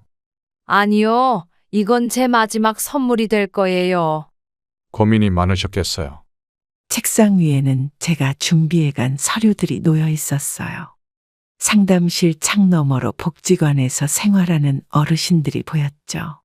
독거노인 지원 사업에 관심이 있으신가요? 외롭게 사시는 분들을 돕고 싶어요. 정말 의미 있는 결정이세요. 저처럼 힘들어하는 분들이 많을 것 같아서요. 감사한 마음입니다. 복도에서는 프로그램에 참여하는 어르신들의 웃음소리가 들렸어요. 창가에 쌓인 하얀 눈이 아름다워 보였죠. 저는 서류에 서명을 하며 마음이 따뜻해졌어요. 매달 정기적으로 지원하고 싶어요. 어르신들께 큰 도움이 될 거예요. 이제야 제대로 된 일을 하는 것 같네요. 재단을 나서는 발걸음이 가벼웠어요. 하얀 눈이 쌓인 거리를 걸으며 저는 미소 지었죠. 이제는 제 재산이 의미 있게 쓰일 거라는 생각에 기뻤어요. 다음 주에 다시 오겠습니다. 눈 내리는 거리를 걸으며 저는 평화로운 마음을 느꼈어요. 이제야 진정한 행복을 찾은 것 같았죠. 봄날 아침, 텃밭에서 새순을 살피며 하루를 시작했어요. 마당에는 제가 심은 꽃들이 하나둘 피어나고 있었죠. 이웃집 할머니가 아침 산책을 나오셨어요. 할머니, 오늘도 일찍 나오셨네요. 이렇게 사는 게 행복해요. 표정이 밝으시네요. 이제야 제 삶을 찾은 것 같아요. 진정한 자유를 느끼고 있어요. 할머니가 우리 마을에 오신 게 복이에요. 저도 이곳에서 새 삶을 찾았죠. 앞으로도 오래오래 사세요. 마을 회관에서는 아침 준비하는 소리가 들려왔어요. 산책길에서 만나는 이웃들의 미소가 따뜻했죠. 이제는 제 삶이 온전히 제 것이 되었어요. 누군가를 사랑하는 마음이 지나치면 집착이 되고 너무 기대하면 실망으로 바뀝니다. 자식이라는 이유로 제 삶을 모두 바치고 헌신하는 것이 꼭 옳은 것만은 아니었어요. 한 걸음 물러서서 저를 돌아보니 비로소 진정한 행복이 무엇인지 알게 되었죠. 이제는 누군가의 엄마가 아닌 저 자신으로서의 삶을 살아가려 해요. 제 선택이 누군가에게는 이기적으로 보일 수도 있겠죠. 하지만 스스로를 사랑하지 않으면 다른 이도 진심으로 사랑할 수 없다는 것을 늦게나마 깨달았어요. 여러분도 부모라는 이름에 갇히지 마시고 한 사람으로서의 당신을 사랑하며 살아가시길 바랍니다. 진정한 가족은 피보다 마음으로 이어진다는 것도 이제야 알게 되었네요. 인생에는 언제나 새로운 시작이 있다는 걸 제가 보여드리고 싶었어요. 끝이라고 생각한 순간이 오히려 새로운 행복의 시작이 될 수 있다는 것을요. 그럼 오늘도 행복한 하루 되시길 기원하겠습니다. 감사합니다.